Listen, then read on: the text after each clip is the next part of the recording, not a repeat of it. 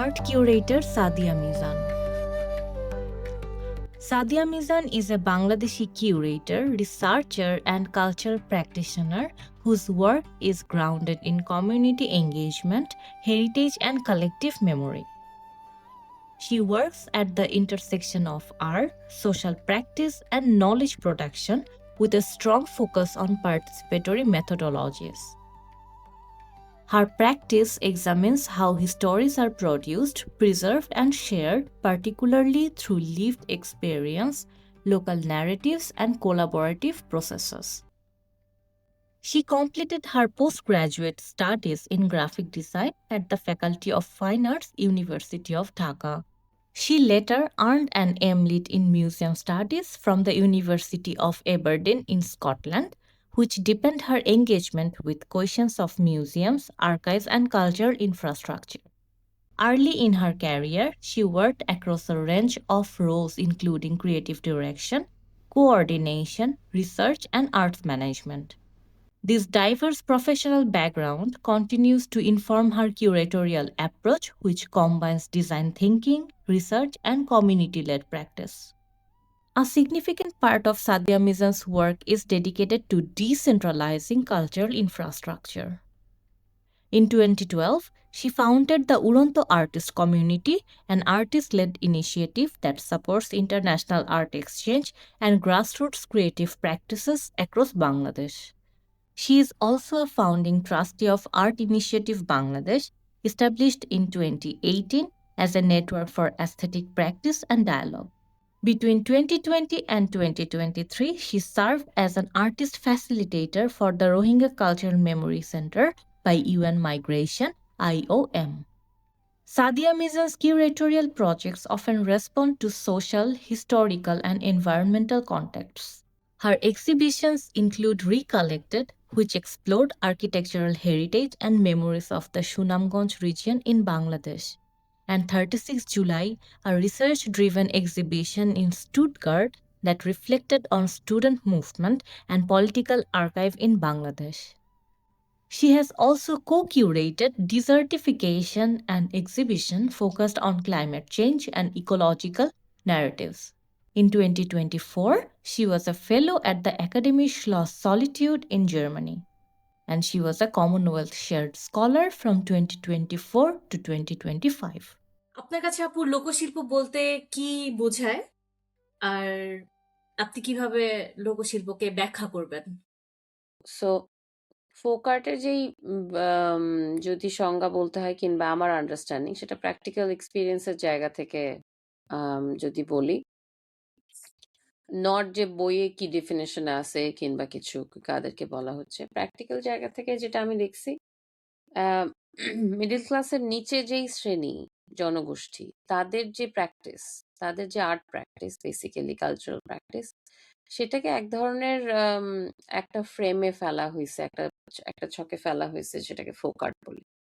Folk আর্টের একটা traditional জায়গাও আছে যে ফ্যামিলিগতভাবে এটা পাস অন হয়, এবং আর্টিস্ট এবং আর্টিজানের একটা ডিভাইডেশনে আসলে ফোক আর্টকে আর্টিজানের জায়গায় আলাদা করা হয়েছে, যেটা আসলে রুট আইডেন্টিটি অনেক ক্ষেত্রেই, বাংলাদেশের ক্ষেত্রে যদি বলি আমরা, যেটা একদম আমাদের রুট কালচার থেকে যে আর্টগুলো আসে, বিভিন্ন জীবনযাপন থেকে যে আর্টগুলো আসছে, অবসর সময় থেকে যে আর্টগুলো আসছে, যেগুলো হয়তো এখন আমরা আর্টকে যেই এলিট ক্লাসের ফ্রেমে দেখি,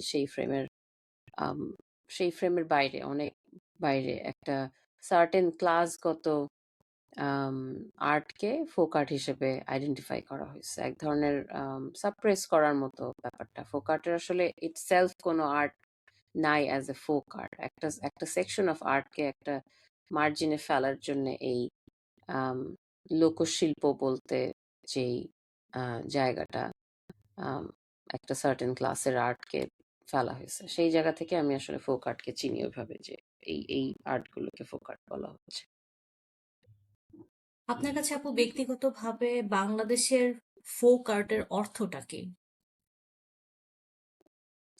বাংলাদেশের ফোক আর্টের অর্থর চাইতে যদি পজিশনিং বলি, আমি বলবো যে এই যে এখন আমাদের এত তাড়া, ডিকলোনাইজ হওয়ার কিংবা কলোনাইজেশন নিয়ে আমাদের এত চিন্তা, আমার মনে হয় বাংলাদেশের ফোক আর্টটা আমাদের প্রি কলোনিয়াল আইডেন্টিটির একটা অংশ, যেটা আম, একদমই লোকাল কনটেক্সট এবং সারাউন্ডিং থেকে শেপ আপ হওয়া, আম, এবং লোকাল চিন্তা ভাবনাকে তৈরি করা, সেটা একটা একটা প্রি কলোনিয়াল আইডেন্টিটি। আমার মনে হয় যে এটা বাংলাদেশের ফোক আর্টের জায়গাগুলো, মোস্ট অফ দ্যাম। বাংলাদেশে এখন কি কি ধরনের লোকশিল্প আছে বলে আপনি মনে করেন? এর মধ্যে কোনগুলা বেঁচে আছে আর কোনগুলা ধীরে ধীরে লস্ট হয়ে যাচ্ছে এবং কেন? বাংলাদেশ তো লোকশিল্পতে ভরপুর। প্রত্যেকটা ডিভিশন, প্রত্যেকটা জেলার এক একটা লোকশিল্প আছে।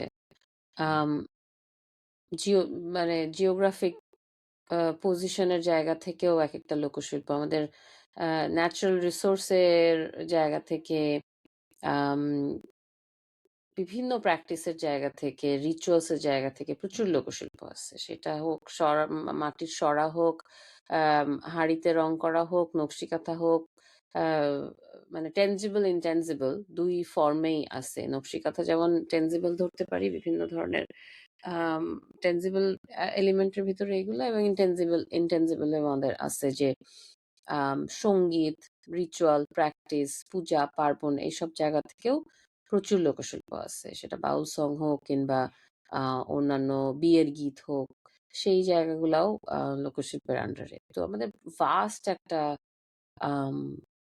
ম্যাপ লোকশিল্পের, যেটা যেহেতু এইটা রুরাল লোকেশন, যেটা বলতেছিলাম যে একটা জনগোষ্ঠী যারা আসলে প্রাইম জনগোষ্ঠী না, সিটি বেসড জনগোষ্ঠী না, একটু রুরালে একটু ভিলেজের প্র্যাকটিসের জায়গা থেকে, সেই জন্যে আম, এটা খুবই আম, মানে আন্ডার রেডার টাইপের, খুব নন ডকুমেন্টেড টাইপের, প্রাইম কনসার্নে আসে নাই, ডেকোরেটিভ আইটেম হিসেবে আসছে, আর্টিজানদের ক্রাফট হিসেবে আসে। সেই জায়গা থেকে হয়তো আমাদের শহরের জীবনযাপনের মধ্যে আসে, কিন্তু মোস্ট অফ দেম এখনো বেশ অবহেলিত। আম, আর যেটুকু অ্যাকসেপ্টেন্স হয়েছে সেই জায়গাটা ওই যে ডেকোরেটিভ আর্ট হিসেবে হয়েছে।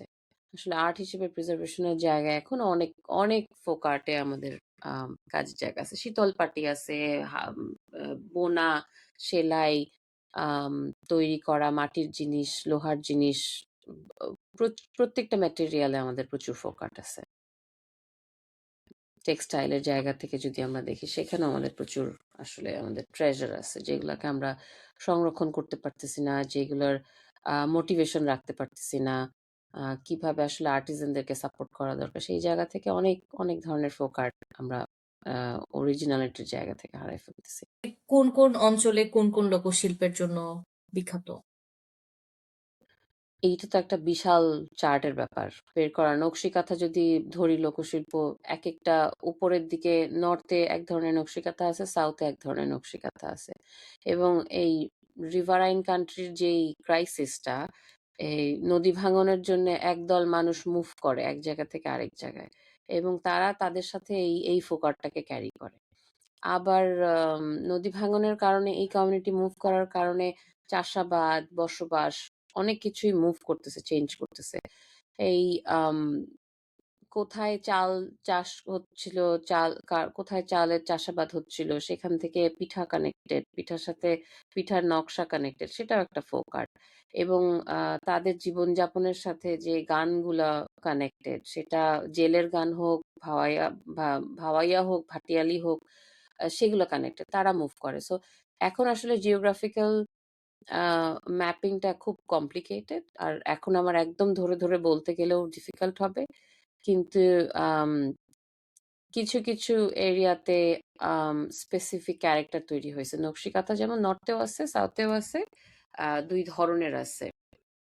আবার আম, আম, ঢাকারই এক্সটেন্ডেড এরিয়ার ভিতরে যেমন মাটির কাজের জায়গাগুলো, মানিকগঞ্জের দিকে মাটির কাজের এক ধরনের প্যাটার্ন আছে। আবার সরাব চিত্রর ক্ষেত্রে কিংবা টেরাকোটারই একটা ফরম্যাট বরিশালের দিকে পাওয়া যায়। কুষ্টিয়ার দিকে ধরো বাউল সঙ্গীতটা, সিলেটের দিকে শীতল পাটির যে বুননটা সে শীতল পাটির কাজ। এরকম রাফলি কিছু মোটা দাগে কিছু ফোক আর্টের এরিয়া আছে, কিন্তু আরো অনেক ভাস্ট এই ইয়াগুলো। মানে যেই পরিমাণ নদী আছে বাংলাদেশে 700-র উপরে, সেরকম আমার মনে হয় যে ফোক আর্টের ভাইন্স গুলাও খুব স্প্রেডেড, এবং প্রত্যেকটারই এক একটা কারণ আছে। খুব নেচার ইনফ্লুয়েন্সড কারণ, এগুলো নেচার থেকে আসে। যদি জামদানিকে ধরো, জামদানির যে মোটিভ গুলো সেগুলো খুব নেচার ইনফ্লুয়েন্সড। সো নেচার এবং মুভমেন্ট এবং কমিউনিটির মুভমেন্টের সাথে আসলে আমাদের ফোক আর্টের এই ম্যাপটা ডিস্ট্রিবিউটেড, এবং it's getting more and more complicated because of the movement and migration. আচ্ছা। তো আপু, আপনার মতে ঔপনিবেশিক শাসনের বা কলোনাইজেশনের প্রভাব আমাদের লোকশিল্পের উপর কিভাবে পড়েছে? কলোনাইজেশনের প্রভাব শুধু বলবো লোকশিল্পে না, পুরো জাতি হিসেবে আমাদের উপরে যে একটা ক্লাস এবং ডিভাইডেশন এবং আইসোলেশন, সেই জায়গাটা আমাদের সঙ্গে আমাদের মধ্যে রয়ে গেছে। তোমার কালচার আমার মতো না, লেট মি ফিক্স ইট, এই যে আচরণটা, সেটা আমাদের বিভিন্ন প্র্যাকটিসে রয়ে গেছে। কিংবা তোমার ইকোনমিক্যাল স্টেটাস আমার চেয়ে ছোট, তার মানে তুমি একটা জায়গায় থাকবা, আমার আমার অ্যাকসেপ্টেন্স আরেক জায়গায় থাকবে। এই মেন্টালিটি, ডিভাইডেশন রুল, যেটা কলোনিয়াল রুলসের একটা প্রধান জায়গা, যে ডিভাইডেশন এবং রুলিং, তারা যেভাবে ল্যান্ডলর্ড দিয়ে রুলিং করা একটা এলাকায়, এবং সাবঅর্ডিনেট ক্রিয়েট করা, সাপ্রেস করা, সেই জায়গা থেকে সেই এফেক্টটা রয়ে গেছে বাংলাদেশে। এবং সেটা ফোক আর্টকে এক ধরনের সাইড করে দেওয়া, আর্ট খুব ক্যাপিটাল সেন্ট্রিক হয়ে ওঠা, এইগুলো সাবকনশিয়াসলি কলোনিয়াল ইমপ্রেশন বেসিক্যালি, যে খুব ক্যাপিটাল কেন্দ্রিক আছে, যেখানে ইকোনমি, যেখানে জব, যেখানে এডুকেশন বাংলাদেশে খুব ঢাকা কেন্দ্রিক, তারপরে হয়তো কিছু অংশ চট্টগ্রাম কেন্দ্রিক, কারণ একটা ব্যবসায়িক এক্সেস আছে ওইখানে। তারপরে জায়গাগুলো খুব খুব ছোট এক্সপ্যানশন। সো কলোনিয়াল ইমপ্রেশনটা ওইখানে আছে। কিভাবে আসলে ফোক আর্টকে এক্সপ্লেইন করা হয় ক্রাফট হিসেবে, ডেকোরেশন হিসেবে, কিন্তু এটাও একটা সূক্ষ্ম স্কিল, এটাও একটা সূক্ষ্ম আম, এটার একটা লং হিস্ট্রি আছে, সেই জায়গাগুলোকে ইগনোর করা। এবং তার চেয়ে বড় বিষয় যেটা হয়েছে যে আমাদের আর্কাইভাল প্র্যাকটিসের ব্যাকবোনটা গায়েব হয়ে গেছে, কারণ আমাদের হিস্ট্রি আমরা লিখি নাই, আমাদের হিস্ট্রি আমাদের কলোনাইজাররা লিখছে। তারা ন্যারেট করছে যে আমাদের হিস্ট্রি কিভাবে বলা উচিত, করা উচিত, আমাদের নিজেদেরকে কিভাবে দেখা উচিত। এই জায়গায় যে ইনফ্লুয়েন্সটা ক্রিয়েট করছে, সেখানে ওই প্র্যাকটিসটার কারণে আমরা ফোক আর্টের আর্কাইভাল জায়গাটায় কাজ করতে পারি নাই। নিজেদের হিস্ট্রি নিজেরা লেখা, নিজেরা প্রিজার্ভ করার জায়গাটায় আমাদের ব্যাকবোনটা উইক হয়ে গেছে। এবং সেই কারণেই এখন আমরা মোটা দাগে দেখতেই পাই না ফোক আর্টটা কোথায় আছে, কি কি ফোক আর্ট আছে, কারা, কিভাবে এটা তৈরি হয়েছে। এই হিস্ট্রির জায়গাটা খুব ব্লার হয়ে গেছে। আর আমাদের হিস্টোরিক্যাল ডকুমেন্টেশনের জায়গায় আমাদের পার্টিশন, ডিভাইডেশন, এইসব কারণে আমরা নানান কিছু হারাই ফেলছি এবং এখনো হারাচ্ছি। হয়তো প্রতিবেশী দেশ একটা কিছু ডিমান্ড করতেছে, আমরা যথাযথ প্রমাণ দিতে পারতেছি না, অনেক ক্ষেত্রেই মানে হারানোর পথে চলে যাচ্ছে। সো এই ডিভাইডেশন রুলটা অনেক কিছু আমাদের চ্যালেঞ্জ ক্রিয়েট করে। ফোক আর্টের অরিজিনালিটি, সাস্টেনেবিলিটি, বিভিন্ন জিনিস এখান থেকে, বেঙ্গল থেকে তৈরি কিংবা উৎপত্তি, সেইটার দাবির জায়গাটা খুব ব্লার হয়ে যায়, কারণ আমরা আমাদের জিনিস আসলে আর্কাইভ করতে পারি না, হিস্ট্রি লিখে রাখতে পারি না। তো এই ডিজিটাল সময়ে এসে আপু, আপনার কি মনে হয় যে লোকশিল্প সংরক্ষণের কি কি মাধ্যম হতে পারে, বা আমরা কি কি চ্যালেঞ্জ আসলে ফেস করতে পারি, যেহেতু এখন সবই ডিজিটালি আর্কাইভ হচ্ছে বা করা সম্ভব? হ্যাঁ, ডিজিটাল আর্কাইভ একটা অ্যাক্সেসিবিলিটি টুল। সবার আগে আমি বলবো, আর্কাইভ করার ক্ষেত্রে এটা আউটরিচ ক্রিয়েট করে ডিফারেন্ট ধরনের। অ্যাট দ্য সেম টাইম এটা ডিসকাশনের প্ল্যাটফর্ম ক্রিয়েট করে। একটা কন্টেন্ট ক্রিয়েট করা হলে আম, সেটা এখন রিসার্চ করা অনেক ধরনের বেনিফিট দেয় ডিজিটাল প্ল্যাটফর্ম। অনেক সোর্স থেকে রিসার্চ করা যায়, সেটা ডিসকাশন ক্রিয়েট করা যায়, কমেন্টস নেওয়া যায়, সেই কমেন্টস থেকেও লার্নিং এর স্কোপ ক্রিয়েট করা যায়। এবং ডিজিটাল আর্কাইভিংটা লায়াবিলিটি রিডিউস করে। একটা জিনিস প্রিজার্ভ করার ক্ষেত্রে, ফিজিক্যালি প্রিজার্ভ করার ক্ষেত্রে ডিজিটালি প্রিজার্ভ করা ইজিয়ার হয়, সেটাকে ট্রান্সপোর্ট করা ইজিয়ার হয়, প্রমোট করা ইজিয়ার হয়। তো সেই ক্ষেত্রে ডিজিটাল টুল একটা ভাস্ট ভূমিকা রাখতে পারে।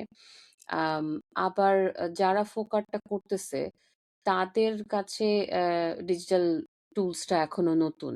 তারা ডিজিটাল টুলসে ফোকাট প্রমোট করতে গেলে যে প্ল্যাটফর্মগুলো আমরা চিন্তা করি, সোশ্যাল মিডিয়া কিংবা ওয়েবসাইট কিংবা এই টাইপের প্ল্যাটফর্মগুলোই তো আমরা চিন্তা করি। সোশ্যাল মিডিয়ার ভিতরে প্রচুর ধরনের প্ল্যাটফর্ম তৈরি হচ্ছে কিংবা আম, আরো কমন হচ্ছে ব্যবহারের জায়গায়। সেই প্ল্যাটফর্মগুলো কিন্তু এখনো ওই ফোক আর্টিস্টদের কাছে নতুন। তাদের জন্য একটা স্মার্টফোনই নতুন। সেখানে আসলে ওই যে বললাম যে আর্কাইভের গ্যাপটা, যার কারণে রিসার্চের একটা গ্যাপ আছে।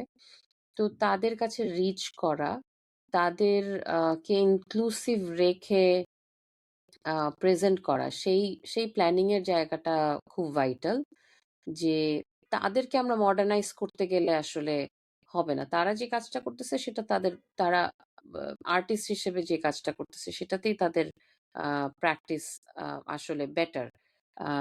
কিন্তু মাঝখানে মেডিয়েটরের জায়গাটা খুব খেয়াল রাখতে হবে, যে একজন মেডিয়েটর যে এই ডিজিটাল টুলস এবং আর্টিস্ট কিংবা ক্রাফটম্যান ওর আর্টের মাঝখানে আসলে ঠিকঠাক যোগসূত্রটা তৈরি করতেছে। কারণ এখন সোশ্যাল মিডিয়া এবং এটার ভিতরে একটা মনিটাইজেশনের সিস্টেম আসার কারণে যে কেউ একটা কন্টেন্ট মেকিং এ প্রমোট করতেছে, যে গিয়ে একটা কিছু বললো যে এটা কত সুন্দর একটা ফোক আর্ট আমাদের বাংলাদেশের, এটা ওটা একটা ছবি তুলে দিয়ে দিল।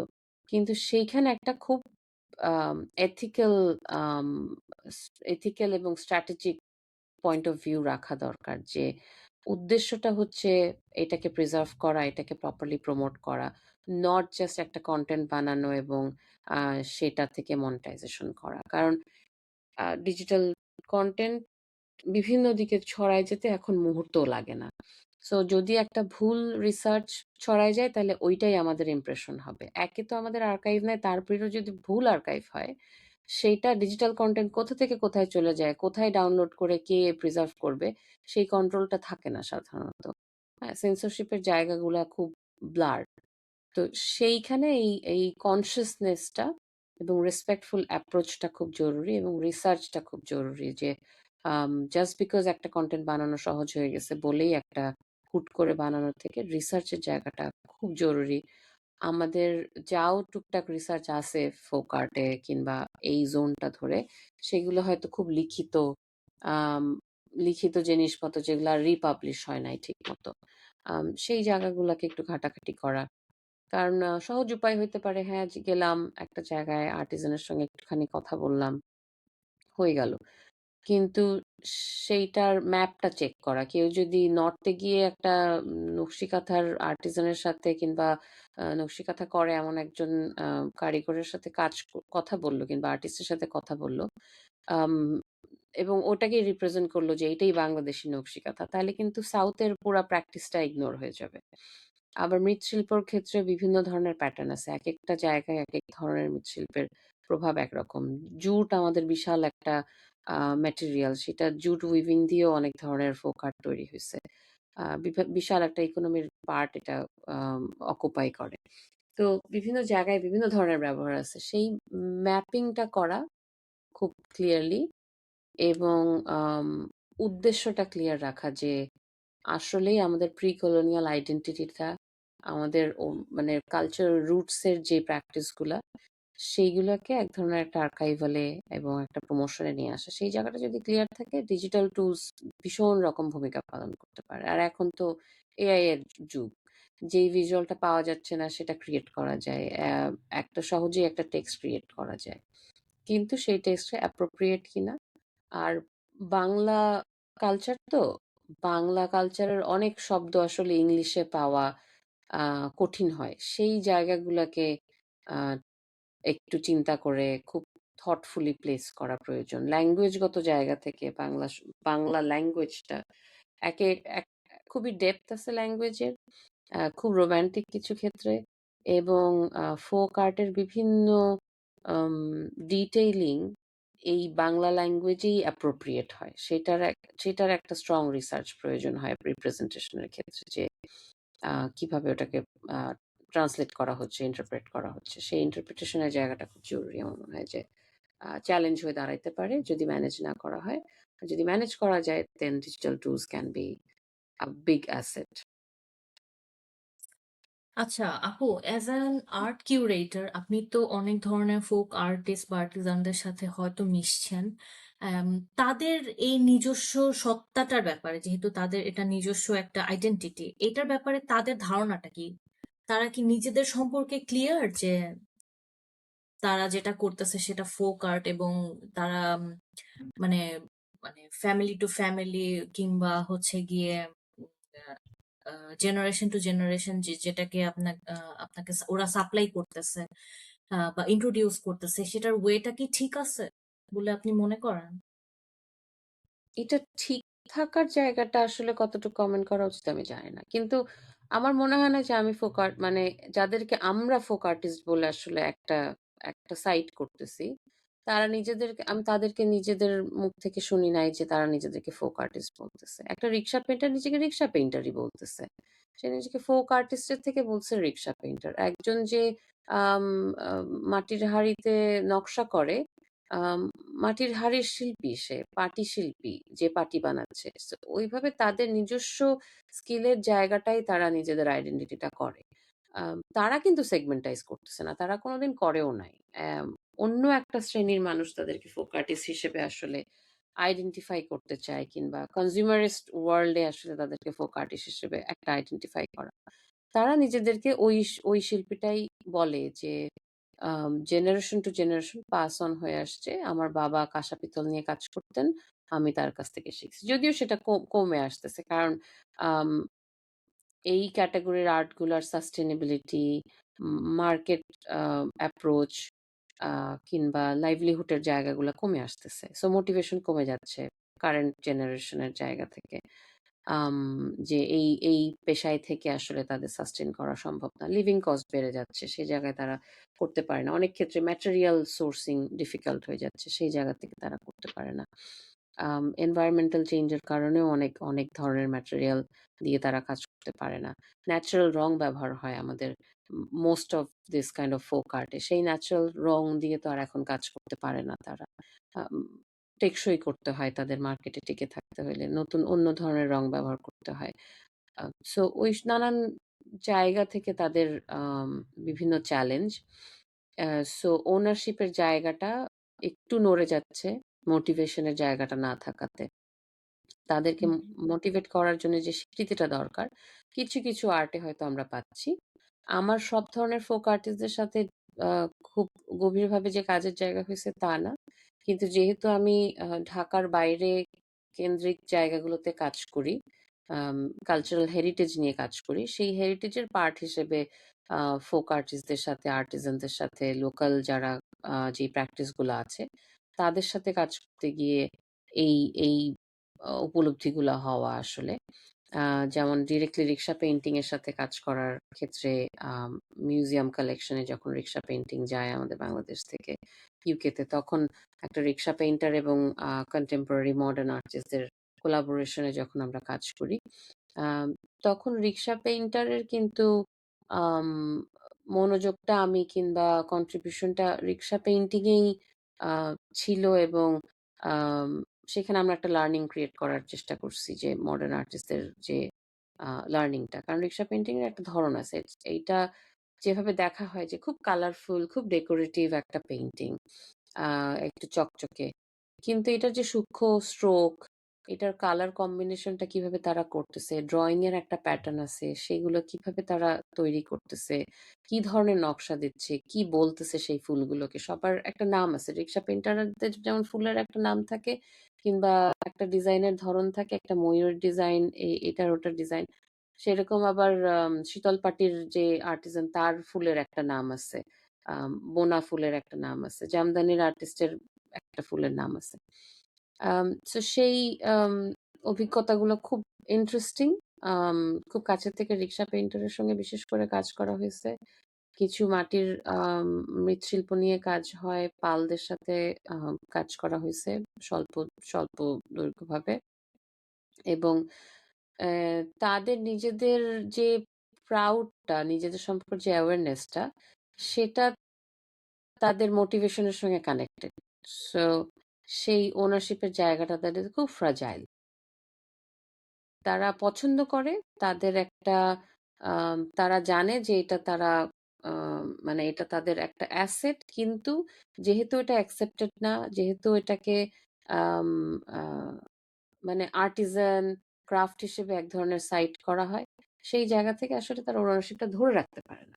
আর তাদের নেক্সট জেনারেশন যখন ওই কাজে আসতে চায় না, তারা আসলে শক্ত করে বলতে পারে না আগের মতো যে না, কারণ সার্ভাইভ করতে পারতেছে না, বিক্রি হচ্ছে না, অ্যাকসেপ্টেন্সের জায়গাটা হচ্ছে না। মডার্ন আর্ট ক্যাটাগরি কিংবা আর্ট গ্যাদারিং এ অনেক সময় তাদেরকে আনা হয়, কিন্তু এক ধরনের প্রপ হয়ে থেকে যায় তারা। সেখানে হয়তো একটা ইনক্লুসিভিটি দেখানোর জন্য আনা হচ্ছে, কিন্তু তাদের সঠিক সম্মানের জায়গাটা দেওয়া হয় না। এক্সপেক্ট করা হয় যে একজন শোলা দিয়ে ফুল বানানোর শিল্পী কিংবা একজন মৃৎশিল্পী, সে তো ইংলিশে কথা বলতে পারে না। এখন ধরো এই যে ডিজিটাল কন্টেন্ট নিয়ে যেহেতু আমরা বলতেছি, এখন ডিজিটাল কন্টেন্ট বানাইতে গেলে একজন শোলা শিল্পী তো পালাকার যে সরি মালাকার যে শোলা দিয়ে কাজ করে, মালাকার তো আসলে ইংলিশে বলে উঠতে পারবে না হয়তো। এটাই বাস্তবতা। বাংলাদেশে আমাদের ল্যাঙ্গুয়েজটাই বাংলা। সে বাংলায় বলতেছে, এটাই তার সক্ষমতা। ওইটাকে যদি এখন অক্ষমতা হিসেবে দেখানো হয় যে ইংলিশে বলতেছে না, তখন আসলে তাদের আম তারা এই ইনক্লুসিভিটিটাকেও আবার অ্যাকসেপ্ট করতে পারে না। তারা অংশগ্রহণের জায়গাটাতে তাদের একটা হেজিটেশন হয়। তো তারা চায় অংশগ্রহণ করতে, কিন্তু তাদের মতো করে হতে চায়। সেই জায়গাটা তৈরি হচ্ছে না। আমার মনে হয়েছে যে আমি যখন রিক্সা পেইন্টারের সঙ্গে কাজ করছি, উনি তো ইংলিশে বলতে পারতেছে না। তখন আমার ট্রান্সলেটরের ভূমিকা পালন করতে হয়েছে। কিউরেটরের থেকে বের হয়ে আমার ট্রান্সলেটরের ভূমিকা পালন করতে হয়েছে। ওনাকে যখন আমি বিদেশের একটা প্রজেক্টে নিয়ে যাচ্ছি, তখন আমার আম মানে সে কোন খাদ্য অভ্যাসে অভ্যস্ত, সে কোন জীবনযাপনে অভ্যস্ত, সেটাকে মাথায় রেখে আমার আম সবকিছু গুছাতে হয়েছে। তখন অর্গানাইজারের জায়গায় দাঁড়াতে হয়েছে, কোঅর্ডিনেটরের জায়গায় দাঁড়াতে হয়েছে। আমি একজন কিউরেটর হিসেবে জাস্ট ডিমান্ড করতে পারি নাই যে হ্যাঁ, আপনি কনসেপচুয়াল একটা নোট লিখে দেন। ওইটা কিন্তু সম্ভব হয় না। তো ওই জায়গাগুলোতে আসলে আম তাদের নিজস্ব একটা আইডেন্টিটি আছে, কিন্তু সেই আইডেন্টিটি তাদের জন্য আবার অনেক ধরনের চ্যালেঞ্জ হয়ে দাঁড়ায়। কোপিং মেকানিজম এর জায়গায়, এক্সপেকটেশন এর জায়গায়, আম মডার্ন যে আর্ট ওয়ার্ল্ড, সেটার এক্সপেকটেশন এর জায়গায়। তো আম ওইটা একটা, ওইখানে আবার মানে কলোনিয়াল ডিসকাশন চলে আসতে পারে যে আসলে ক্লাস ভেদটা আমরা কিভাবে করি, ভেদাভেদের জায়গাটা, অ্যাকসেপ্টেন্স ইনক্লুসিভিটি আমরা কিভাবে দেখি। হুম হুম। আচ্ছা আপু, অ্যাজ অ্যান আর্ট কিউরেটর আপনার আরো অনেকগুলা এক্সপেরিয়েন্সের কথা শুনতে চাই। একেবারে আপনি যখন প্রথম শুরু করেছিলেন তখনকার সাথে মানে এখন যখন আর্ট কিউরেশন করেন, আম, এখন কি কি রকমের চেঞ্জেস দেখতে পাচ্ছেন? বা ফোক আর্টিস্টদের সাথে কাজ করার সময় কি কি চ্যালেঞ্জ আপনি আসলে ফেস করছেন, বা ইয়েস, কি কি লার্নিং কিউরেটোরিয়াল আপনার হয়েছে? গ্রাউন্ডটাই তো ফুল ফ্লেজ বাংলাদেশে চ্যালেঞ্জিং। কিউরেটোরিয়াল গ্রাউন্ডটাই তৈরি হয় নাই। আমাদের কিউরেটোরিয়াল স্টাডিজ বলে কিছু নাই বাংলাদেশে। সো আর্টিস্টদের সাথে কাজ করার ক্ষেত্রে ফোক আর্টিস্ট তো পরেই আসে। কন্টেম্পোরারি আর্টিস্টরাই তো কিউরেটোরিয়াল গাইডেন্স এর ব্যাপারটা একসেপ্ট করে নাই এখনো।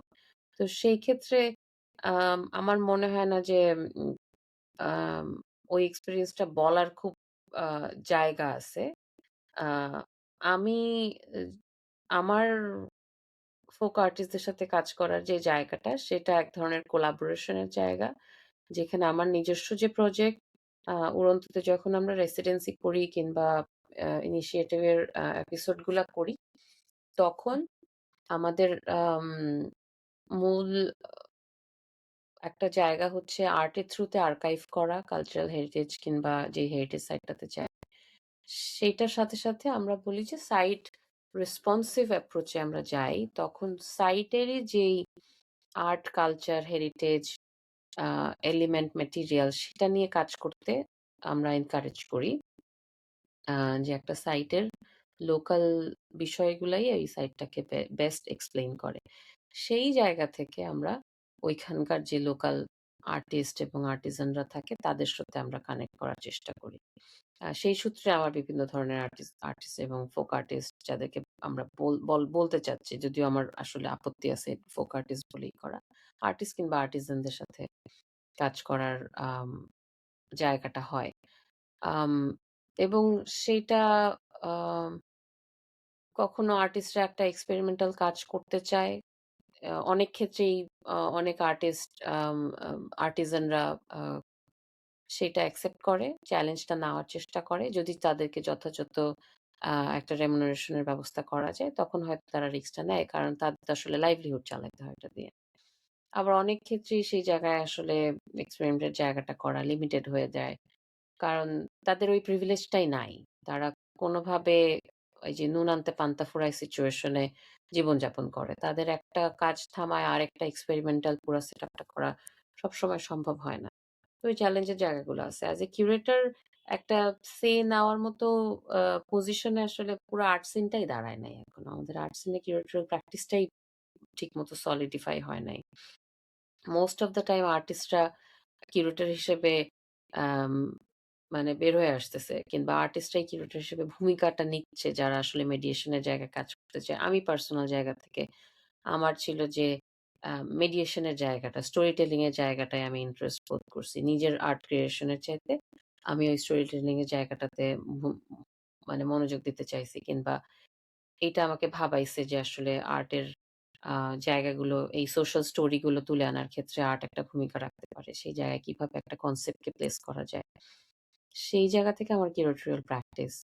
আম তো এইটা এখনো লং ওয়ে টু গো।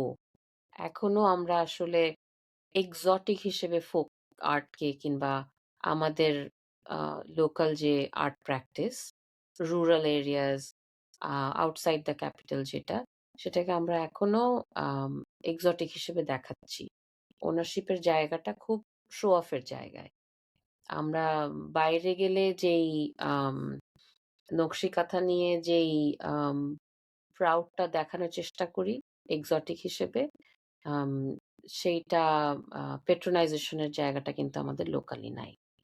কিংবা এই যে বাউল সং গিয়ে আমরা বিদেশে গেলে, বাইরের দেশে গেলে, "আচ্ছা তোমরা বাউল সং এর দেশের মানুষ?" তখন আমরা খুব মানে বুক চওড়া করে বলি যে, "হ্যাঁ।" কিন্তু কতজন আসলে ওইটাকে প্রিজার্ভ করতেছি কিংবা কতজন ওটা শিখতেছে? আসলে জানতেছে। নজরুল গীতি, আম রবীন্দ্রসঙ্গীত যেভাবে শেখানো হয় একাডেমিতে, বাউল সংগীত কয়টা একাডেমিতে আসে নাই। আসলে ওই প্র্যাকটিসটা এখনো খুব লিমিটেড এরিয়াতে। কিংবা কয়টা একাডেমি, আর্ট একাডেমিতে আসলে টেক্সটাইল ডিপার্টমেন্ট হয়তো আমাদের দেশে ওভাবে না থাকলেও কিন্তু টেক্সটাইল বেস ফ্যাশন ডিজাইনিং এর ইনস্টিটিউট আছে। সেইখানে উইভিং এর জায়গাগুলাকে আম কতটুকু ডেভেলপ করা হচ্ছে। এখন সাস্টেইনেবল ফ্যাশন এর ভিতরে হয়তো টেক্সটাইলটা কিছু জায়গা থেকে ইকো ফ্রেন্ডলি প্র্যাকটিস এ কিছু টেক্সটাইল বেঁচে যাচ্ছে। কিন্তু অন্যান্য উইভিং, পাটি কিংবা এইসব জায়গায় মাটির ব্যবহারের জায়গায়, এই জায়গাগুলোতে তো আসলে আমরা আম সাস্টেইনেবল বলতে গিয়ে আম প্লাস্টিকে চলে যাচ্ছি, অন্য জিনিসে চলে যাচ্ছি, মাটির ব্যবহার বন্ধ হয়ে যাচ্ছে। সেই জায়গা থেকে আমার মনে হয় যে আম ডেভেলপমেন্ট এর নামে আমরা যেই লাইফ এর দিকে যাচ্ছি, তাতে আসলে আমাদের আর্টের অনেক ধরনের আম আ এলিমেন্ট আমরা হারায় ফেলতেছি। সেখানে মডার্ন টুলস, মডার্ন ইকুইপমেন্ট এর মধ্যেই হয়তো প্রিজার্ভেশন এর একটা সুযোগ করা যেতে পারে। আর্কাইভিং করা, ম্যাপিং করা, প্রমোশন করা, সোশ্যাল মিডিয়ার মতো একটা জায়গায় ব্যবহার করা। আম এইগুলাকে হয়তো টুলস হিসেবে ব্যবহার করা সম্ভব। যাতে যাদের অ্যাক্সেস নাই, যারা হয়তো জানতে পারতেছে না, জানার ইচ্ছা রাখে, প্যাট্রোনাইজেশন টাকে কানেক্ট করানো সম্ভব হয়তো। যে কিভাবে এটাকে প্রেজেন্ট করা যায়, কিভাবে এটা আর্কাইভ মানে প্রিজার্ভেশন এ যাওয়া যায় আরকি। বাট কিউরেটোরিয়াল জায়গা থেকে এখনো হোপলেস মনে হয় আমার অনেক কিছুই।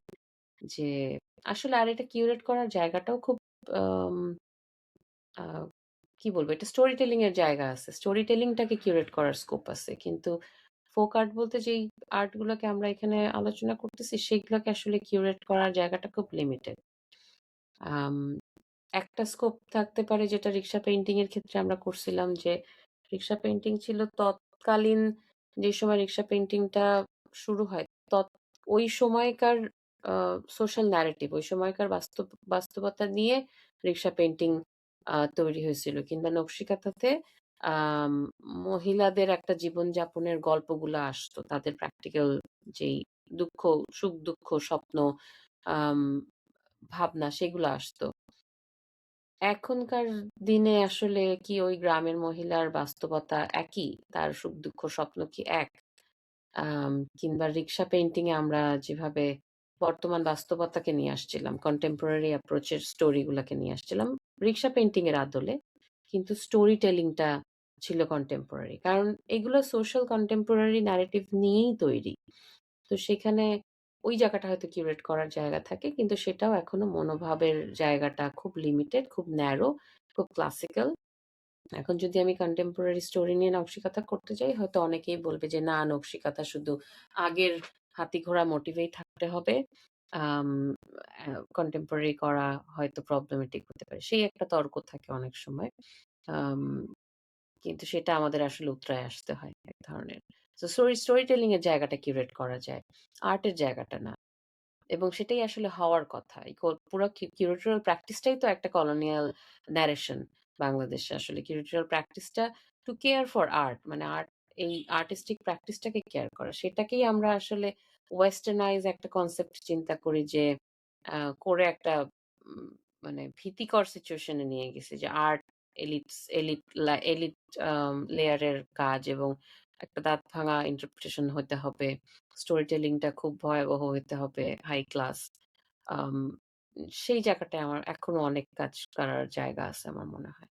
আমাদের এখানে আসলে ইম্পোর্টেন্স এর জায়গাটা পলিসি। পলিসিতে একনলেজ করা এবং আ রেকগনিশন দেওয়া। কিছু আমাদের আর্ট যেরকম এখন রেকগনিশন পাচ্ছে। রিক্সা আর্ট পেল রিসেন্টলি। টেক্সটাইল এর ক্ষেত্রে কিছু পাচ্ছে। জামাই শাড়ি, ইউনেস্কো জামদানি। টাইপের অর্গানাইজেশন একটা ভূমিকা রাখে রেকগনিশন এ। তখন তাদের একটা জোরের জায়গা হয় আর্টিস্টদের। তারাও তখন একটু শক্তভাবে ওটাকে ধরতে পারে। একটা মোটিভেশন হয়। ফার্স্ট মোটিভেশনটা হয় রেকগনিশন এ। তারপরে তাদের বিভিন্ন স্কোপ তৈরি করা। এই যে চারুকলার একটা জয়নুল মেলা হয়। এখানে অনেকগুলো আর্টিস্ট আসেন ফোক আর্ট নিয়ে যাদের প্র্যাকটিস বিভিন্ন সেক্টর জায়গা থেকে। তাদের আম একটা জায়গা হয়, একটা অ্যাপ্রোপ্রিয়েট একটা জায়গা হয়। এই টাইপের উদ্যোগগুলা হয়তো শুধু ঢাকা কেন্দ্রিক না করে তাদের এলাকার ভিতরেও থটফুলি করা। কারণ অনেকের জন্যই আসলে ঢাকা কেন্দ্রিক নিয়ে আসা জিনিসগুলো তাদের জায়গা থেকে কঠিন হয়। এবং এই মাঝখানের ডিসট্যান্সটাকে আম মিটিগেট করা।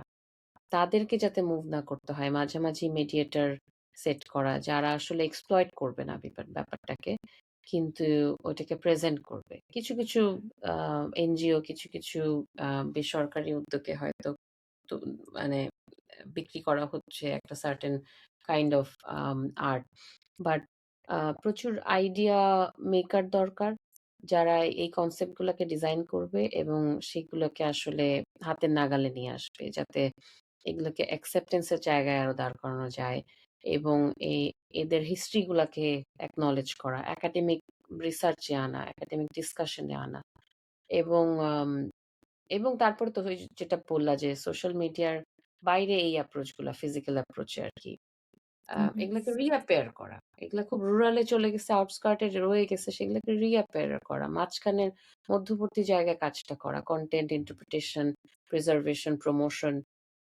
এই জায়গাগুলোতে কাজ করা একাডেমিক জায়গায় এবং পলিসিতে অ্যাকনলেজ করা যে কারা আমরা এখন বাংলাদেশের ১০টা ইয়াং আর্টিস্ট কিংবা ১০টা স্কিলড আর্টিস্ট যদি সিলেক্ট করি তার ভিতরে কি আমরা ফোক আর্টকে সহজ ধরবো না হয়তো কিন্তু দেখা যাচ্ছে একটা কন্টেম্পোরারি আর্টিস্টই হয়তো একটা পার্টি মেকারের সাথে পার্টি বুনন যে করে তার সাথে কাজ করে একটা কন্টেম্পোরারি এক্সপ্রেশন নিয়ে বাইরে চলে গেল বিদেশে একটা শো করে আসলো কিন্তু ওই আর্টিজানটা কি আসলে ভ্যালু পাচ্ছে আমাদের টেক্সটাইল ইন্ডাস্ট্রিতে যে এই প্রশ্নটা যে হু মেড ইউর ক্লোথস বলে একটা মুভমেন্ট হচ্ছে এই যে গার্মেন্টস কর্মীদের উপরে মানে এক ধরনের নির্যাতনই তো এটা বলা হয় না যে আনফেয়ার ওয়েজ পে করা হচ্ছে এবং জায়গা থেকে এই যে জামা কাপড় যাচ্ছে কে বানাচ্ছে কি সিচুয়েশনে বানাচ্ছে সেটা কি আলোচনা করা হচ্ছে সেটা নিয়ে এখন প্রশ্ন উঠতেছে এরকম প্রত্যেকটা সেক্টরেই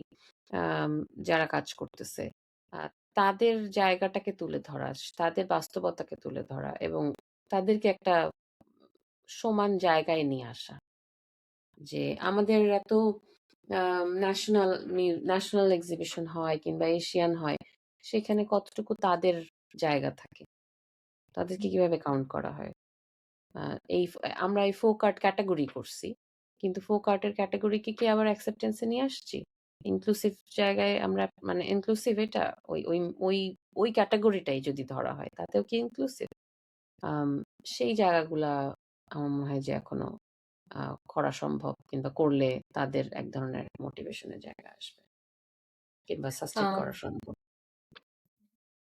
আচ্ছা আপু, সোশ্যাল মিডিয়াতে ফোক আর্টকে রিপ্রেজেন্ট করার ক্ষেত্রে কি কি রিস্ক থাকতে পারে? রিস্ক ওই যে বললাম যে ইন্টারপ্রিটেশনের জায়গাটা কি হচ্ছে রিসার্চটা আসলে সলিড কিনা কারণ এগুলো এক্সোটিক তো আম, একজন একটা ডেকোরেটিভ জায়গাটাই ডিসকাস করে হয়তো প্রমোট করতে পারে তাতে আসলে আর্টটাই হালকাই থেকে যায় প্রত্যেকটা আর্টের একটা নেচারের সাথে কানেকশন আছে এই ফরম্যাটটা ওই ফরম্যাট হওয়ার পেছনে একটা হিস্ট্রি আছে সেই হিস্ট্রিটা যদি না তুলে ধরা হয় তাহলে আবার ওই সোশ্যাল মিডিয়াতেও এটা একটা ডেকোরেশন হিসেবে থেকে যাবে এক্সোটিক হিসেবে থেকে যাবে অরিজিনাল ইম্পর্টেন্সটা নাও আসতে পারে কে এটাকে ব্যাখ্যা দিচ্ছে কিভাবে ব্যাখ্যা দিচ্ছে অথেন্টিসিটিটা আছে কিনা সেইটা দেখা প্রয়োজন আচ্ছা। আম, আচ্ছা, ফোক আর্ট আর ডেকোরেটিভ আর্টের মধ্যে পার্থক্যটা কি? ডেকোরেটিভ আর্ট তো যে কোনো আর্টই হইতে পারে ফোক আর্ট যেটা আমাদের একদম লোকশিল্প বলতে যেটা বলতেছি যেটা একাডেমিক এক্সপিরিয়েন্স থেকে না এটা বংশ পরম্পরা থেকে শিখে আসা ফোকটা হ্যাঁ বংশ পরম্পরা থেকে এটা পাস অন হওয়া সেই জায়গা থেকে আসলে লোকশিল্প লোকমুখে যেটা প্রচারিত হয়েছে লোকমুখে যেটা তৈরি হয়েছে ফরম্যাটটা যে এইভাবে এই ইনগ্রিডিয়েন্টসটা এখানে পাওয়া যায় এইটা অবজার্ভ করে এই অঞ্চলে মাটি ভালো পাওয়া যায় এই অঞ্চলে আহ সার্টেন একটা গাছ হয় যেখান থেকে পাটটা বোনা হয় এখান থেকে বংশ পরম্পরায় আহ লোকমুখে যেটা প্রচলিত হয়েছে কিংবা প্র্যাকটিসটা অনগোয়িং হয়েছে কিন্তু ডেকোরেটিভ আর্টের সঙ্গে আসলে ওইটার সঙ্গে সলিড পার্থক্যের জায়গা মানে সলিড ডেফিনেশনের জায়গা শুধু ফোক আর্টের সঙ্গে কম্পেয়ার করে লাভ নাই ডেকোরেটিভ আর্ট যে কোনো কিছুই হতে পারে কন্টেম্পোরারি আর্টের মধ্যেও ডেকোরেটিভ আর্টের অ্যাপ্রোচ আছে কনসেপচুয়াল আর্ট না হইলেই সেটাকে ডেকোরেটিভ আর্ট বলা যেতে পারে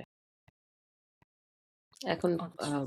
ফোক আর্টের তো একটা কনসেপ্ট থাকতে পারে স্টোরি থাকতে পারে সেটাকে আমরা যদি অ্যাবসেন্ট করে ওইটাকে জাস্ট একটা সৌন্দর্য বর্ধনের জন্য কোথাও ঝুলাই দেই তাইলে ওটা ডেকোরেটিভ আর্ট হয়ে যায় ডেকোরেটিভ তো যে কোনো কিছু হতে পারে এনি আপু, beautiful thing without a interpretation is decorative হ্যাঁ একটা দেখতে ডেকোরেটিভ। অ্যাস্থেটিক মনে হচ্ছে কারো রুচিতে এটা অ্যাস্থেটিক ইন্টারপ্রিটেশনটা খুব একটা নাই এটা কি এটা দেখতে সুন্দর এটা সাজাইতে ইয়েস। সুন্দর হয় এটা আমার ড্রয়িং রুমের শোভা বর্ধন করে হুম হুম ওটা ডেকোরেশনের পারপাস ফিল আপ করতেছে এইটা স্পেসিফিক্যালি এই প্রশ্নগুলা সব আর্টের ক্ষেত্রেই একই হুম ট্যাকটাইলিটি একটা বিষয় এই কোভিড এর সময় আমরা যেটা ফিল করছি অনলাইনে অনেক অ্যাক্সেসিবিলিটি ক্রিয়েট করা হয়েছে আউটরিচ ক্রিয়েট করা হয়েছে কিন্তু এই যে সামনাসামনি কথা বলে ডিসকাস করে যে আরামটা কিংবা আর্ট সামনাসামনি দেখে যে ব্যাপারটা আর্টের সঙ্গে উপস্থিতি সেটা ডিজিটালে হয় না কিন্তু তাই বলে যে একটা আর্ট যখন একদম হারাই যাচ্ছে আর কিছুই ধরে রাখতে পারতেছি না সামনাসামনি রাখতে পারতেছি না সেটাকে যদি ডিজিটালি রেখে কিছুটা বাঁচায় রাখা যায় দেন দেন ডিজিটালটা জরুরি হ্যাঁ, ধরে রাখ ডকুমেন্টেশনের জায়গাগুলা খুব সেনসিটিভলি করতে হবে তখন যতটা এসেন্সটা ক্রিয়েট করা যায় হুম সেখানে ডিজিটালটা জরুরি সো প্রমোট করা প্রিজার্ভ করা আর্কাইভ করা বাংলাদেশের আপামর জনতা তো দায়িত্বটা নিবে না সবাই তো এক্সপার্ট না এক্সপার্ট যারা যে রিসার্চার যারা ইন্টারপ্রেটার যারা কিউরেটর যারা হুম একাডেমিক্স যারা স্কলার যারা তাদের প্রত্যেকের জায়গা থেকে ভূমিকা আছে একটা। স্কলারকে লিখতে হবে, আম যে ইন্টারপ্রেটার তাকে ইন্টারপ্রেট করতে হবে, ডকুমেন্ট যারা করতেছে তাদের একসাথে কাজ করতে হবে। এবং ওই সলিডারিটিটা আনতে হবে। হ্যাঁ? আমরা কেন ওই ফোক আর্টকে এক্সোটিক এর জায়গা থেকে বের করে নিয়ে এসে সিরিয়াস কিছু কাজ করতে হবে। সবাই একটা আম ফর গ্রান্টেড ধরে নেওয়া হইছে এই সেক্টর অফ আর্টটাকে। হুম যখন একটু বিদেশে আলাদাভাবে দাঁড়াইতে হয় তখনই আমরা যাই বলি যে আচ্ছা একটা ফোক আর্ট নিয়ে কথা বলি তাইলে। এটা তো আর বাইরের মানুষের কাছে নাই। মনে হইছে ইন্টারপ্রিটেশন এর জায়গাটা, স্টোরি টেলিং এর জায়গাটা মূল এইখানে। হুম ইন্টারপ্রিটেশনটার কারণেই আমাদের বাংলাদেশী আর্টেরই কোনো আইডেন্টিফিকেশন ঠিকঠাক দাঁড়াচ্ছে না। তারাই বাইরে সেই আর্টিস্ট গুলাকেই জানতে পারতেছে মানুষ যারা নিজেদের আর্টকে ইন্টারপ্রেট করতে পারতেছে। হুম শুধু আর্টটা পাঠায় দিলে হইল না তো সেটার একটা ইন্টারপ্রিটেশন তো দিতে হবে যে এটা আসলে কিভাবে কোন জায়গা থেকে এটা দাঁড়াইছে কিভাবে তৈরি হইল। ওই কনসেপ্ট নোট রাইটিং এর জায়গাটাই তো আমাদের ল্যাকিং। আমাদের একাডেমিতে তো কোনোদিন শেখানো হয় না যে কি আর্ট সম্পর্কে কি লিখবে, কি বলবে। হ্যাঁ, এবং সেলফ অ্যাওয়ারনেস একটা কাজ কেন করতেছে একটা আর্টিস্ট। আমাদেরকে খালি অন্যান্য মাস্টার আর্টিস্টের কাজ দেখানো হয়। প্রচুর ইউরোপিয়ান মানে এই যে কলোনিয়াল ইফেক্ট যেটা কথা বলতেছিলাম, আমাদের পুরা একাডেমিক কারিকুলামটাই তো কলোনিয়ালি হ্যাংওভার। ইউরোপিয়ান আর্ট পড়েই আমরা আম শিখতেছি। তো আমাদের মধ্যে বাংলাদেশী ছাপই তো চলে যাচ্ছে। আ তো লোকাল আর্ট বলতে কি? লোকাল প্র্যাকটিসটা কি? সেই জায়গা থেকে আমার কিউরেটোরিয়াল প্র্যাকটিস তো ওখানেই শুরু হয়েছে যে আসলে আমাদের কালচারাল রুট কই? কেন বাংলাদেশী আর্ট বাংলাদেশীর ফিলিং হয় না ইউরোপের মতো হয়? ইউরোপে বেড়াইতে গেলে দেখি যে যেই আর্ট সেই আর্ট মনে হয় যে ও বাংলাদেশী আর্টিস্টও তো এরকম করতেছে। তো আম ওই যে কলোনিয়াল হ্যাংওভারটা ওয়েস্টার্ন মানেই হচ্ছে ভালো আর্ট। সেই তাগিদেই আমরা লোকাল আর্টকে আর দেখি নাই। লোকাল ট্র্যাডিশনকে দেখি নাই। কিন্তু আমাদের যারা মাস্টার আর্টিস্ট তারা কি ইউরোপিয়ান প্র্যাকটিস করে বড় আর্টিস্ট হইছিল? জয়নুল আবেদিনের আম আ ফেমিন কি বাংলাদেশী ফেমিন না ইউরোপিয়ান ফেমিন? তাই না? বাংলাদেশি ফিল্ম বাংলাদেশী ফেমিন নিয়ে কাজ করছে। কিংবা এস এম সুলতান তো বাংলাদেশী কৃষক নিয়ে কাজ করছে। কৃষকদের জীবন নিয়ে কাজ করছে। সেজন্যই তারা আসলে মাস্টার পেইন্টার হইছে। সেজন্যই তারা রিমার্কেবল হইছে। সেই জায়গাটার এ একটা ক্লিয়ার আন্ডারস্ট্যান্ডিং স্টাডি থাকা দরকার, ইন্টারপ্রিটেশন দরকার। আমাদের কেস স্টাডি ফিল্ড ওয়ার্ক এ আম এফিশিয়েন্টলি আসলে ওই কানেকশনটা তৈরি করা হয় না। কন্টেম্পোরারি প্র্যাকটিসিং আর্টিস্টদের সাথে। যে ফোক আর্টিস্টদের সাথে তাদের যে যোগাযোগটা, যেই ইন্টারপ্রিটেশনটা হওয়া উচিত, কোলাবোরেশনটা হওয়া উচিত, সেটা করা দরকার। আম আমরা কোনো কিছু ফলো করতে দিলেই একদম কার্বন পেপার নিয়ে কপি করা শুরু করি। সেই জায়গাটা এভয়েড করে আশেপাশের দেশ থেকে শেখাও উচিত যে আম নেপালে কি হচ্ছে? কোন ধরনের আর্টিজান কিংবা নেপালে গেলে আমরা বলতে পারি এইটা নেপালি আর্ট। ইন্ডিয়ায় গেলে বলতে পারি এটা এই গ্রামে একটা পুরা গ্রাম ধরে তারা ডিক্লেয়ার করে দেয়। জিআই ডিক্লারেশন যেটাকে বলে। গভর্নমেন্ট আইডেন্টিফাইড যে এই গ্রামটা পটারদের গ্রাম। এই গ্রামটা প্রিন্টারদের গ্রাম। ওদের ছিপা বলে যে ব্লক প্রিন্টিং এর একটা গ্রাম। পুরো গ্রাম ধরে আইডেন্টিফাই করা আছে। কিন্তু আমাদের বাংলাদেশে ডিসেন্ট্রালাইজেশনই হচ্ছে না। ইনফ্রাস্ট্রাকচার তৈরি হয় নাই। গ্রামে গিয়ে কেউ কিছু দেখতে পারতেছি না কারণ যাতায়াতের রাস্তাই ঠিক নাই। একটা জায়গায় দেখতে গেলে আমরা যখন কাজ করি এই রুরাল জায়গাগুলোতে তখন ভাঙা পথে গিয়ে বহু কষ্টে সষ্টে খুঁজে পাওয়া যায় এদেরকে। ইনফ্রাস্ট্রাকচার তৈরি হয় নাই, অ্যাক্সেসিবিলিটি তৈরি হয় নাই। আ যার কারণে ওই জায়গায় গিয়ে যে আসলে একটা কানেকশন তৈরি হবে সেটাও কঠিন হয়ে যায়। সো প্রত্যেকটা লেভেল থেকেই আসলে কাজ প্রয়োজন। ইন্টারপ্রিটেশন রিসার্চে যেরকম একদম রুট লেভেলে কাজ দরকার, আবার পলিসির জায়গা থেকে ইনফ্রাস্ট্রাকচার মেকিং এর জায়গা থেকে ওই ডেভেলপমেন্টটা দরকার। আজকে যদি বাংলাদেশের ডেভেলপমেন্টের একটা আম বড় অর্থ আসে, সবার আগে চিন্তা করবে ঢাকা শহরে কি করবে কিংবা চিটাগাং এ কি করবে কিংবা একদম ডিভিশন ওয়াইজ কি করবে। কিন্তু তাতে আসলে একটা আর্ট ফর্মকে বাঁচায় রাখার জন্যে এরকম রুরাল এরিয়াতে সেটার জন্য কনসার্নটা যাবে খুব কম। ওই জায়গাগুলাতে আসলে কনসার্ন গুলা ডিস্ট্রিবিউটেড একটা ডেভেলপমেন্ট হওয়া দরকার। সেন্ট্রালাইজড ডেভেলপমেন্ট না হয়ে কনজিউমারিস্ট বেসড ডেভেলপমেন্ট না হয়ে ডিস্ট্রিবিউটেড একটা ডেভেলপমেন্ট হওয়া দরকার। এবং ইন্টারপ্রিটেশনটা খুব জরুরি। আমরা ইন্টারপ্রিটেশনে বাংলাদেশের আইডেন্টিটিকেই ধরে রাখতে পারতেছি না। বাইরেও বাংলাদেশের আইডেন্টিটি এখনো মিক্স করে ফেলে যে হয়তো ইন্ডিয়ার পার্ট। আলাদা করে দাঁড়াইতে পারি না। এই স্ট্রাগলটা এখনো আছে। অনেক ক্ষেত্রেই হয়। আনফরচুনেটলি আমি কিউরেটর হিসেবে বাইরে গেলে আমার ম্যাপ দেখায় আগে বলতে হয় যে এটা আলাদা একটা স্টেট। আম তারপরে তারপরে কথা আগাই। তো ওই জায়গাটা আছে যে আমরা ইন্টারপ্রেট করতে পারি নাই। আমরা আমাদের নিজেদের হিস্ট্রি নিজেরা লিখে স্ট্রংলি এখনো ইন্টারপ্রিটেশন এ আনতে পারি নাই যে আমাদের কথা বলতে হবে এটা নিয়ে, ডিসকাশন করতে হবে, আলোচনায় আসতে হবে, বিভিন্ন জায়গায় গিয়ে প্রেজেন্ট করতে হবে। এবং সেই কাজটা মেডিয়েটরদের করতে হবে, কালচারাল মেডিয়েটরদের করতে হবে, কিউরেটরদেরকে করতে হবে, রিসার্চারদের করতে হবে। একজন বাউল সঙ্গীত গিয়ে চিল্লাবে না একটা সেমিনারে। হ্যাঁ, কিন্তু তাকে একনলেজ করার দায়িত্বটা কাউকে নিতে হবে, প্রেজেন্ট করতে হবে তার সম্পর্কে। So, ওই জায়গাগুলা আসলে ওই ওই রিপ্রেজেন্টেশনের জায়গাগুলো খুব জরুরি এবং রিপ্রেজেন্টার আমাদের তৈরি হয় নাই, কিউরেটরাল ফিল্ডই তৈরি হয় নাই। একটা কিউরেটর যে প্রেজেন্ট করবে একটা জায়গাকে নিয়ে যাবে সেই ফিল্ডটাই তো তৈরি। সো ওইটাও আছে একটা গ্যাপ। এটা কি আর আসলে কোনো ফিউচারে হতাশা? রিকভার করা সম্ভব? আসলে আপনার কি মনে অবশ্যই হয়? সম্ভব, এখনো সম্ভব। এখন থেকে শুরু করলে এখনো অনেক কিছু সম্ভব। কিন্তু ওই আরেকটা বিশাল চ্যালেঞ্জ হচ্ছে ফান্ডিং। ফান্ডিং এর কথা বললেই সব চুপ। হুম। আর এই গ্রামে গিয়ে একটা কাজ করতে গেলে যে ইনফ্রাস্ট্রাকচারটা তৈরি করতে হবে সেটাই তো একটা বিশাল চ্যালেঞ্জ। আমি তো জাস্ট গিয়েই একটা কিছু করে ফেলবো, একটা সোশ্যাল মিডিয়ার কন্টেন্ট বানাবো, ওখানে তো গিয়ে একটা চার্জ দেওয়ারও জায়গা পাবো না অনেক জায়গায়। হ্যাঁ, একটা ইকুইপমেন্ট নিয়ে চার্জ করে করার জায়গায় তো একটা চ্যালেঞ্জ হয়ে যায় অনেক সময়। এখন অনেক ডেভেলপ হচ্ছে, মানুষের হাতে হাতে মোবাইল, হ্যাঁ সেটা দিয়ে হয়তো কাজ চালানো যাচ্ছে, কিন্তু সো এখনই শুরু করলে হয়তো অনেক কিছু বাঁচবে। হতাশায় না থেকে আসলে কাজে নামতে হবে সোজা হিসাব। রিলিজিয়ান কি এটার সাথে রিলেটেড? আমাদের আর্ট কালচারের সাথে জন্য এবং এটার আসলে বাংলাদেশে ইম্প্যাক্টটা কি? হুম, হুম। বাংলাদেশের কনটেক্সটে তো রিলেটেড, সার্টেন কাইন্ড অফ